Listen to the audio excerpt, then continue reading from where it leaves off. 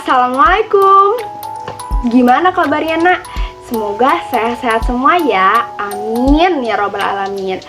Kita doakan sama-sama supaya COVID-19 ini cepat berakhir agar kita bisa melaksanakan aktivitas seperti biasanya. Hari ini kita belajar IPS bersama Umi, Merta. Dan ada kuis di pertengahan video bahkan di akhir video. Jadi tetap tonton videonya sampai habis karena tugasnya ada di video ini. Ya, kita mulai. Hari ini kita akan membahas tentang interaksi antar benua. Sebelum kita membahas benua-benua, nah kalian tahu kan bumi yang kita tinggali ini itu ada daratan dan lautannya. Daratannya salah satunya ada benua dan lautannya itu salah satunya ada samudra.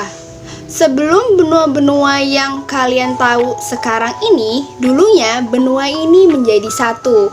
Menjadi satunya disebut dengan Pangea. Untuk lebih detailnya, tonton video berikut ini. Teori pembentukan benua yang dikemukakan oleh Albert Wegener bahwa benua pada awalnya menjadi satu yang disebut Pangea dan satu samudra yang disebut Pantalasa. Kejadian ini terjadi sebelum 400 juta tahun yang lalu. Akibat pergesekan kerak bumi, Pangea terbagi menjadi beberapa lempeng. Pangea terpecah menjadi dua benua besar, yaitu Gondwana dan Laurasia.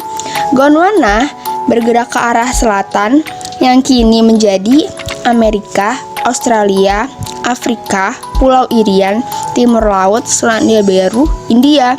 Laurasia bergerak ke arah utara yang kini menjadi Asia, Eropa, Amerika Utara.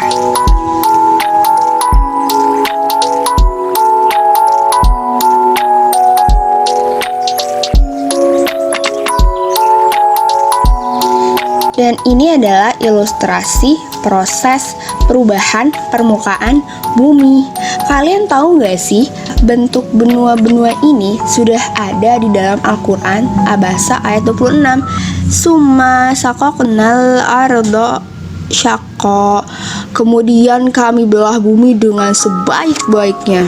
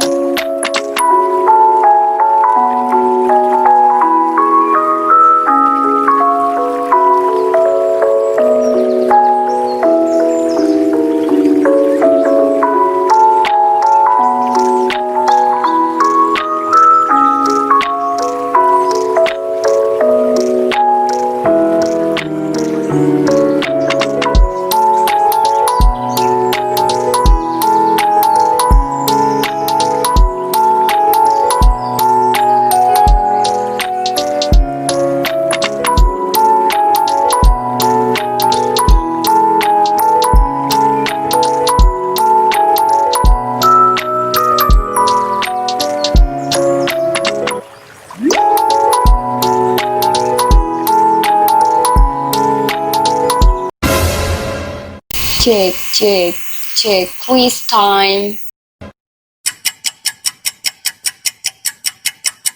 Nah, itu adalah salah satu kuisnya.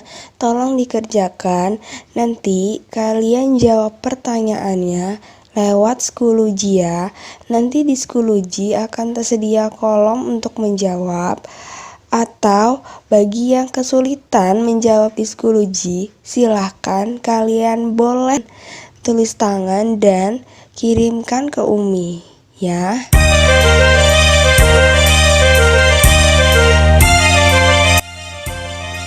Nah, kita ke materi interaksi antar ruang, antar benua. Kita kupas dulu perlahan dari interaksi nih. Apa itu interaksi? Interaksi, menurut Bintarto, suatu proses yang sifatnya timbal balik dan mempunyai pengaruh terhadap tingkah laku, baik melakukan kontak langsung maupun tidak langsung. Kalau kontak langsung itu ketika seseorang datang ke tempat tujuan ya, atau bertatap muka. Contohnya, misalkan nih ya, di kelas Albert Einstein nih dengan 20-an anak sedang belajar bersama Umi Merta.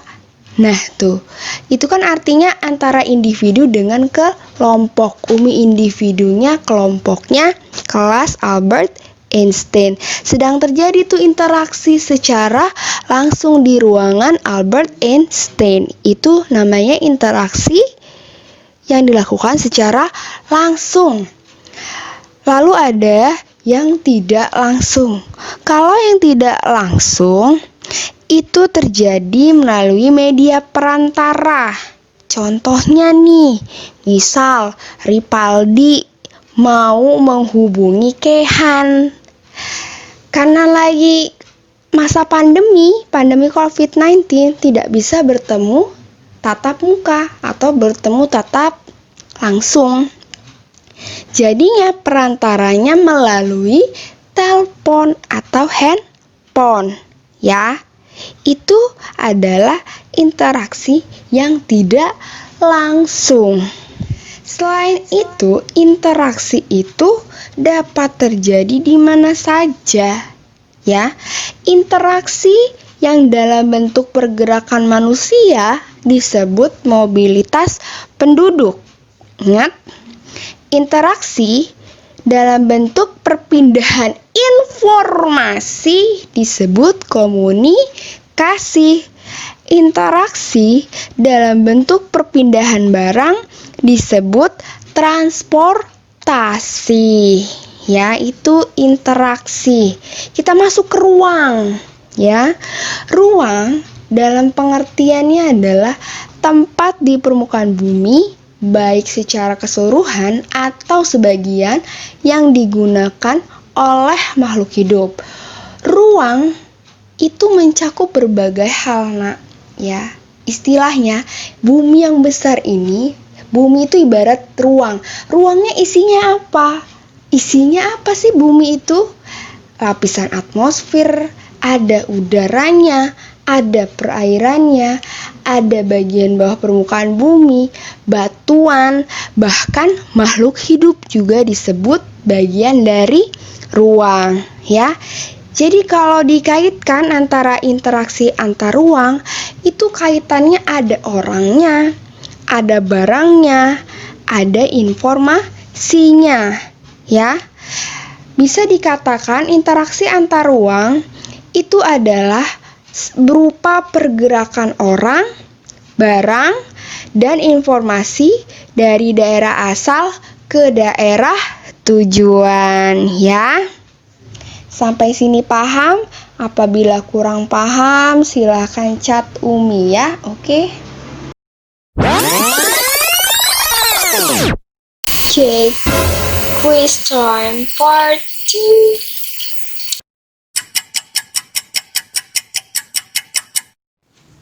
Syarat-syarat terjadi interaksi antar ruang itu kondisinya saling bergantung. Ada 3 syarat terjadinya interaksi antar ruang, yaitu saling melengkapi, kesempatan antara, dan kemudahan perpindahan. Yang pertama kita bahas dulu yang saling melengkapi atau complementarity. Itu adalah kondisi yang saling melengkapi terjadi apabila ada wilayah-wilayah yang berbeda komoditas yang dihasilkannya. Contoh di gambar itu ada wilayah A surplus, wilayah B surplus. Jadi kedua wilayah ini saling menguntungkan. Misalnya Cheryl itu adalah pedagang sayuran ya. Dia tinggalnya di wilayah A. Lalu di wilayah B ada Latifah. Latifah ini jualan ikan. Misalnya ya, ini contoh.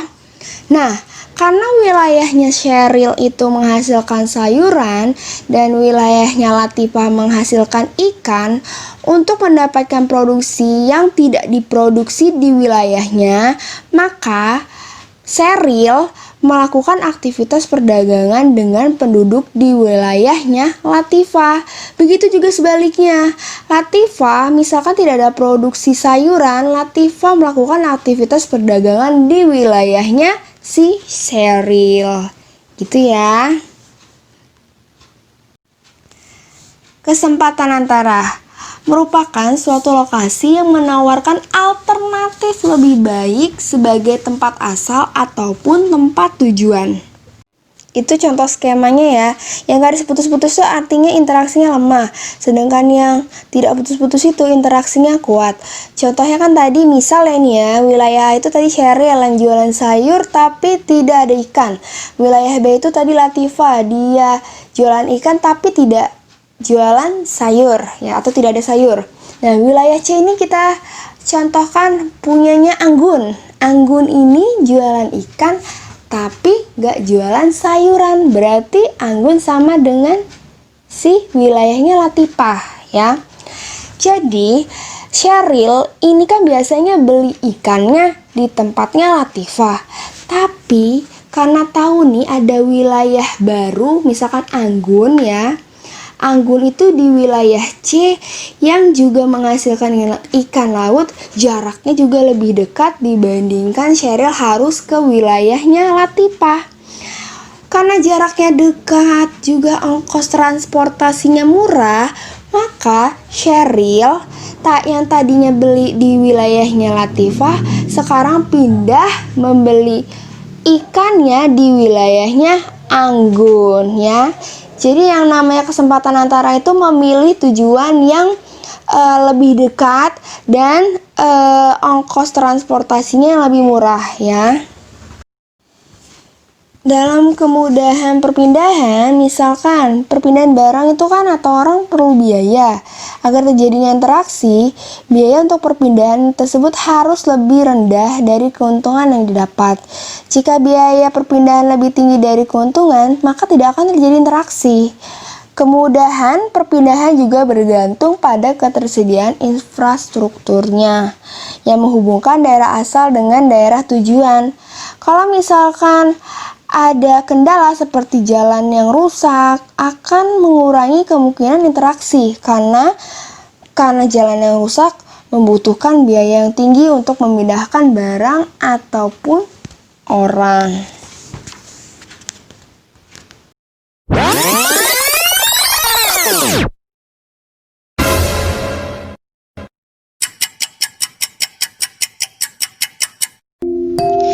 Ini salah satu Johns Hopkins ya, tentang titik-titik corona. Seperti kalian lihat nih, ini Umi ambil di tanggal itu ya, di tanggal yang tertera di bawah. Kalian lihat yang titik-titik merah bahwa COVID-19 pandemi ini sudah menyerang di seluruh dunia, termasuk ada Indonesia ya. Kalian pasti udah tahu kabarnya. Jadi harapan Umi adalah di masa yang seperti ini tetap jaga kesehatan ya, pola makannya yang bagus. Lagi melakukan aktivitas apa, dari mana, harus cuci tangan ya. Terus selalu ada APD setiap saat, APD alat pelindung diri. Itu saja dari Umi. Apabila ada kata-kata Umi yang salah, mohon maaf, dan kepada Umi mohon ampun. Wabillahi taufiq wal hidayah. Wassalamualaikum warahmatullahi wabarakatuh.